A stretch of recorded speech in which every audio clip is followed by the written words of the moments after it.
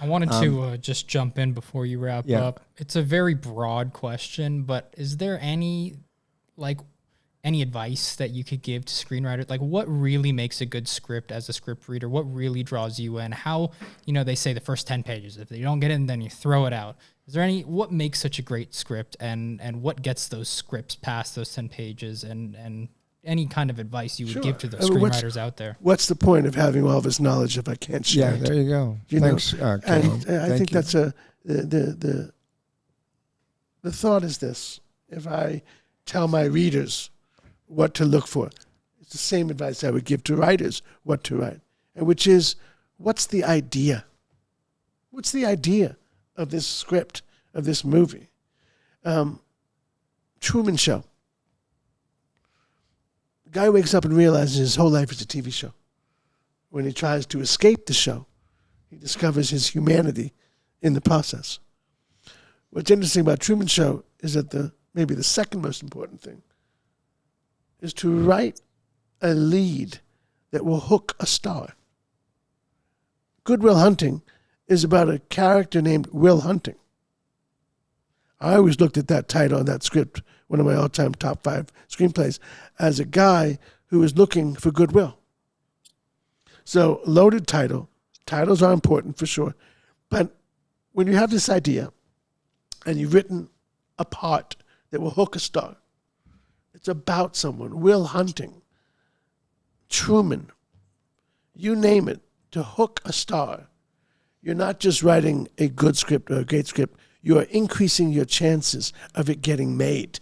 Because once an actor or a star raises their hand because you've written a part that someone wants to play, that they wake up every day saying, okay, what am I going to bring? How am I going to play this? The third thing that I would recommend people to think about as you are telling the story and you start to think about the story is that a great screenplay is not a solo piece.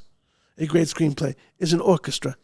So you got to surround your lead with supporting characters around your lead who are interesting, who challenge your lead, who love your lead, who make your lead more interesting because they have great scenes with other characters. It is not a monologue. A screenplay is never a monologue. You can have monologues in there. So as I'm rattling off these state secrets, what's the idea? Write a part for a star. Surround your lead with interesting supporting characters. Actors win Oscars for Best Supporting Actor, Best Supporting Actress for a reason, because they're so memorable that you're creating a part for an actor to steal the whole movie. And maybe the last thing is the most important thing from a reader, for an actor, for a director, for anyone, is your dialogue. When you have great dialogue in any screenplay and you are bringing a bazooka to a knife fight. So if your dialogue is lifeless, I mean, I'm sorry, maybe you can sell it. But when you got a great exchange or a great scene and there's a rhythm and there's a line that's going in the trailer, that's powerful stuff to people to focus on. The idea, the lead.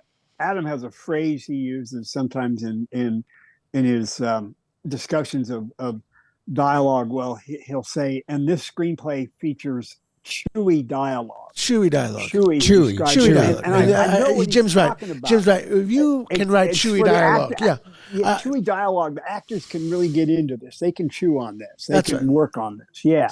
And then you're in the hands where I have seen screenplays be elevated by unexpected performances that you go, wow, look at that. I mean, there's all ways to take paper, and it's not just going to be paper. It's going to turn into this other form where actors are going to bring something to it, the director's going to bring to it. But if you focus on those things, these are the important things. The fifth thing is basically what you bring to the table, how you tell the story, your sentences, your voice.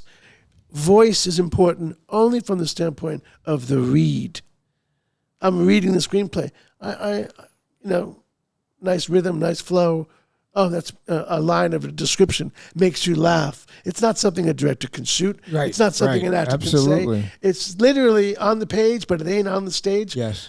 That contributes to getting a reader pumped and excited to champion on the your work. side. Yeah, championing your project. I hope that answers your question. Very much so. Yeah. Go ahead, Jim. Were you going to say And something? the best way to maybe supplement that is to go out and read screenplays of movies that you like, and just read screenplays. Screenplays are so available online these days. All you have to do is Google, whatever the name of the movie is, and there's almost certainly going to be a screenplay available somewhere online for it. So read those screenplays, and you can kind of see what are the common features about these screenplays that cause them to get produced. Well, that bring them to the top of the pile. let me just let me just throw this in too, because I'm sure that you both appreciate it and you both know it. I know you do. But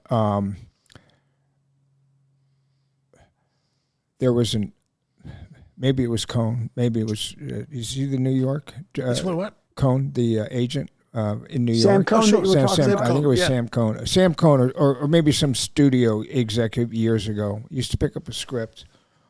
Here, read the script. You pick up the script and you just flip through it.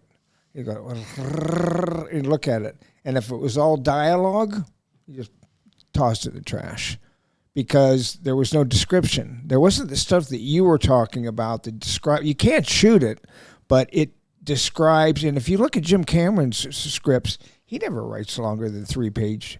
You never see like a 5-page scene. You get like 3-page scenes, a whole bunch of description about how he wants the movie to look, and I think that's very important too. Would you agree? Yeah. Yeah. All part of the read. Yeah. The experience. Yeah. Beginning to end. Yeah. And whatever you can throw into your script that is what I notice 2024, and this is totally generational, is writers now are inserting images onto the page. You got a character who loves blueberry pie.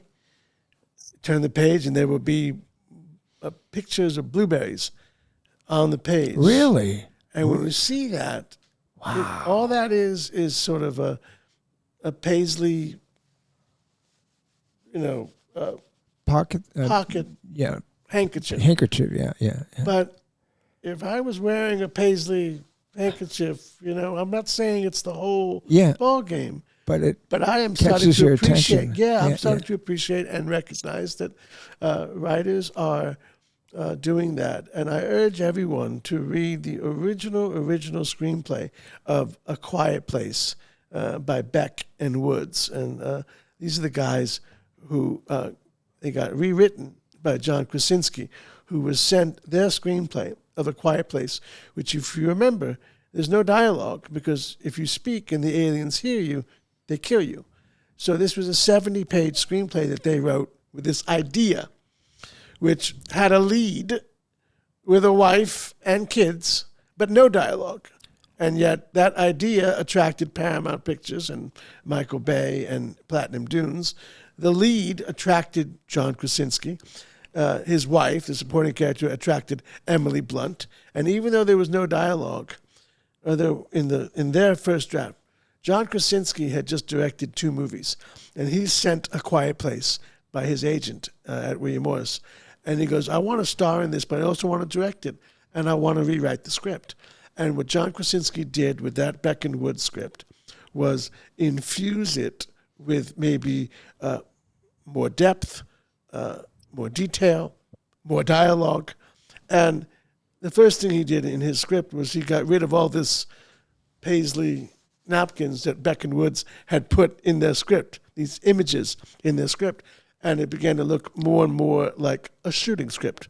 So the director did his rewrite, and A Quiet Place succeeded the way it did because of what John Krasinski did in his rewrite of Beck and Woods script.